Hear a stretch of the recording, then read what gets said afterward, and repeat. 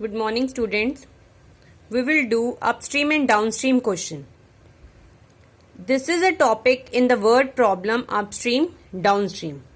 Easy है, but इसका एक प्रोसीजर रहता है, उसको आप फॉलो करेंगे तो you will not get confused. पहले आप अपस्ट्रीम और डाउनस्ट्रीम को समझेंगे. यहाँ पे एक बोर्ड का केस है, तो हम उसमें ले रहे हैं.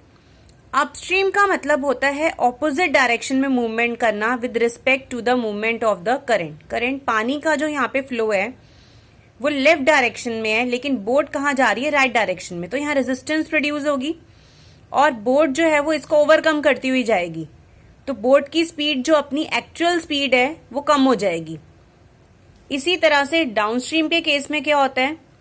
बोट राइट डायरेक्शन में जा रही है और जो राइट साइड में जा रही है, और पानी का जो फ्लो है वो भी राइट साइड पे है. तो दोनों का डायरेक्शन सेम है. अगर दोनों का डायरेक्शन सेम है तो बोट की स्पीड बढ़ जाएगी, क्योंकि पानी उसको अपनी स्पीड भी देगा. तो यहाँ पे दोनों की स्पीड ऐड हो जाएगी, मूवमेंट होगी. यहाँ पे दोनों की स्पीड माइनस हो जाएगी. बट बोट की मूवमेंट तो हो रही है, इसका मतलब बोट की स्पीड इस पानी के फ्लो से ज्यादा रहेगी. तो बोट की स्पीड में से हम इसे माइनस करेंगे तो नेट स्पीड आएगी. यहाँ पे दोनों की स्पीड को ऐड करेंगे तो नेट स्पीड आएगी.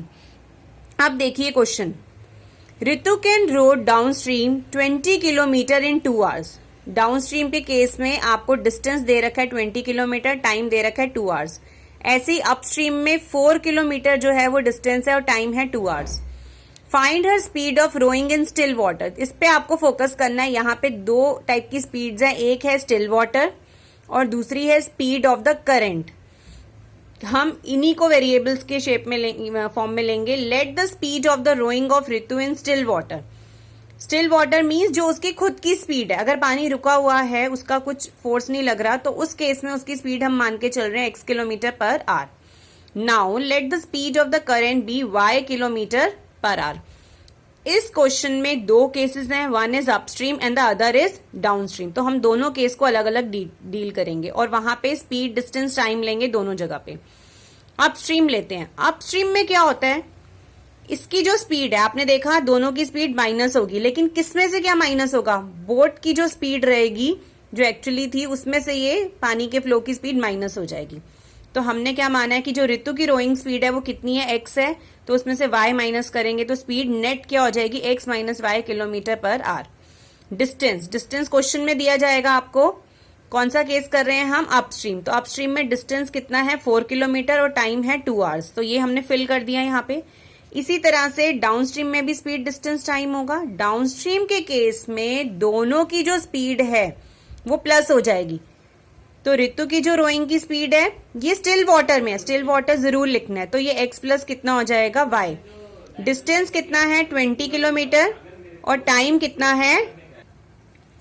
डाउनस्ट्रीम के केस में स्पीड जो है वो प्लस हो जाएगी और डिस्टेंस देखिए यहाँ पे आपको डाउनस्ट्रीम के केस में दिया है 20 किलोमीटर और टाइम दिया है 2 आवर्स. ये हमने फिल कर दिया.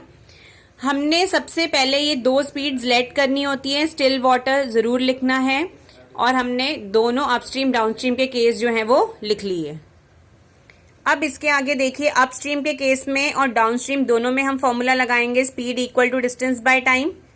हमने फॉर्मूला लगाया, you get x minus Y equal to 2. इसी तरह से यहाँ पे x plus Y equal to 10. ये वेरिएबल्स को आपने सॉल्व करा, एलिमिनेशन मेथड से कर दिया, सीधा कैंसिल हो गए. x कितना आ गया? 6 किलोमीटर पर आवर. आप किसी भी एक इक्वेशन में इसे सब्स्टिट्यूट करेंगे तो you will get y equal to 4 kilometre per our.